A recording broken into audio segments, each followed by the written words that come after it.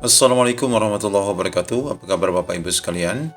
Mobil khusus yang sudah dinyatakan lolos tahap 1 dan tahap 2. Pada video kali ini kami akan memberikan kabar tak sedap atau kabar kurang baik berkaitan dengan rekan-rekan yang sudah dinyatakan lolos, baik itu tahap 1 dan tahap 2, bahwa P3 yang sudah lolos itu mungkin saja tidak bisa digaji oleh Pemda, walaupun ada dana DAU.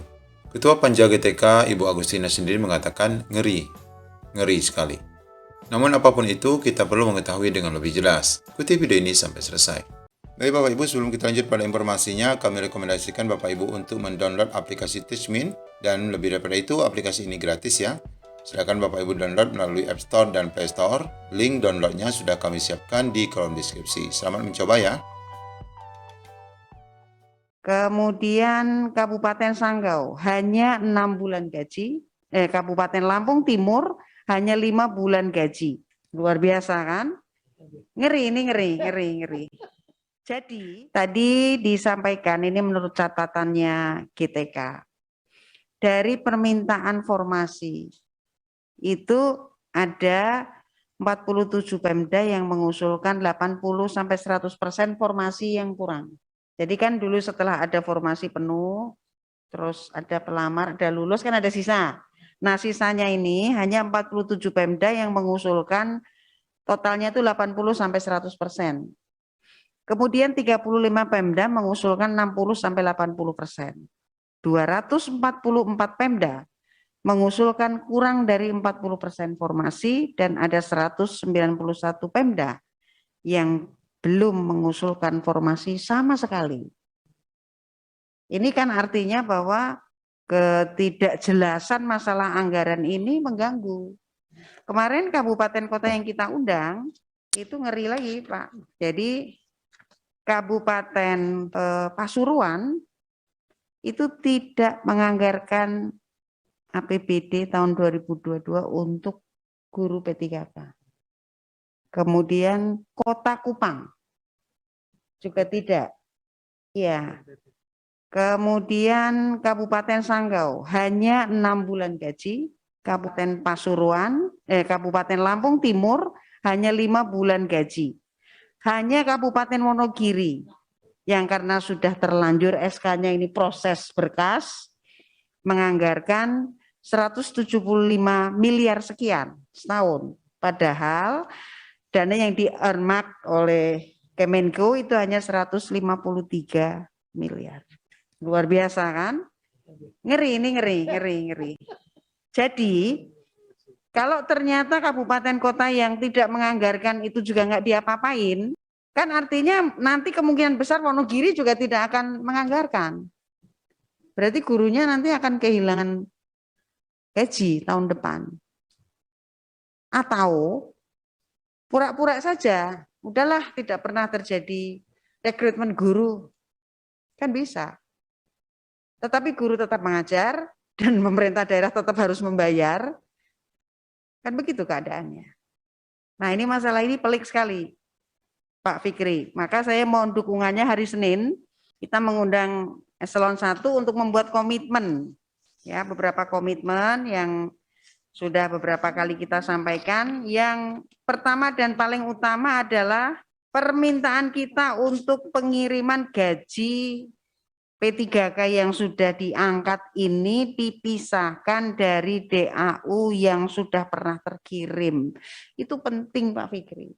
Jadi jangan sampai kita bilang kayak suasananya staf saya itu tadi, kamu angkat orang kok nggak ngasih uang tambahan sih Pak, kan gitu kan, kira-kira perasaannya itu.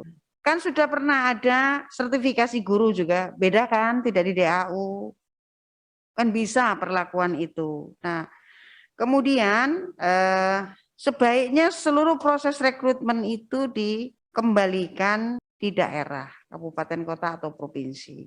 Kan ketersediaan anggaran kan otomatis kan itu kan, kalau rekrutmen seperti itu. Ada lagi Pak Fikri, kemarin pada saat pertemuan dengan Kemenpan RB itu, saya bertanya, sebenarnya peraturan mengenai guru sekolah swasta yang kalau diangkat itu nanti harus pindah ke sekolah negeri, itu siapa yang membuat? Ternyata surat keputusan menteri.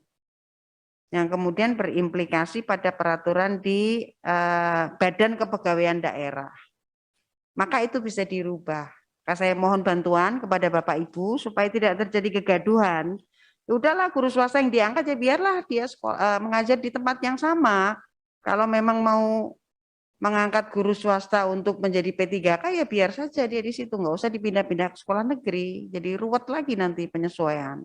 Tentang jumlah usulan yang lolos berapa, SK-nya berapa tahun, kemudian yang tidak mendapatkan formasi berapa, dan apakah ada alokasi anggaran untuk tahun 2002 di APBD-nya. Ini kami baru mendapatkan dari Kaltara. Usul 701, lolos 215, SK-nya 5 tahun, yang tidak mendapatkan formasi 112, betul ya Pak Gub?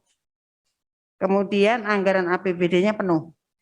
Nah, sekarang Sulbar. Sulbar tadi anggaran APBD 55 miliar sekian, Bu. Itu sudah penuh untuk membayar Belum. 1.599. Belum. Berapa bulan, Bu, kira-kira? Diperkirakan 6 bulan kali, Pak. 6 bulan gaji ya. Untuk yang lulus tahap 1 ya, Bu ya. Iya. Oh, tahap 2-nya belum? Tahap 2 sementara dalam proses.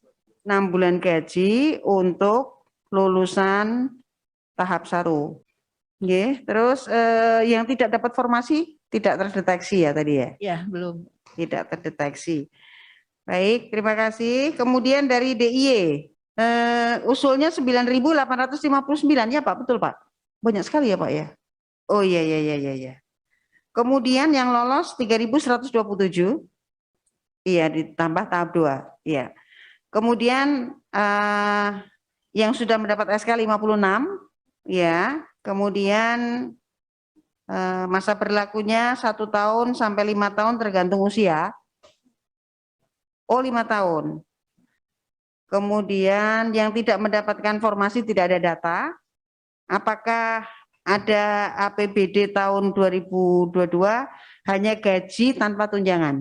Terima kasih. Kemudian yang NTB usulannya 4.442.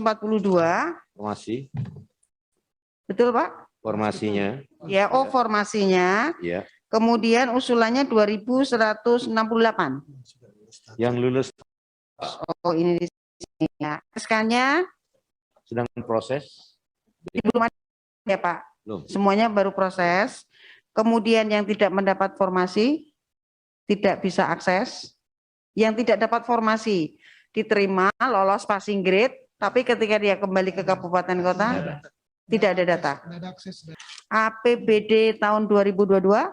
Tahun 2021 16 miliar, untuk tahun ini kami siapkan 178 miliar untuk 6 bulan plus gaji 13-14. 6 bulan ya. Untuk yang di berkas tahun 2021.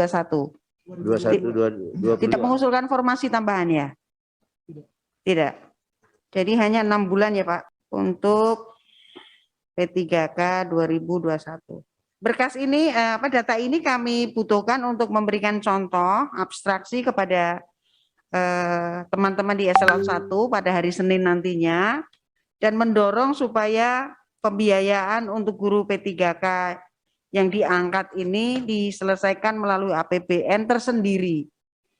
Itu niat kita, tujuan kita membuat panja itu seperti itu.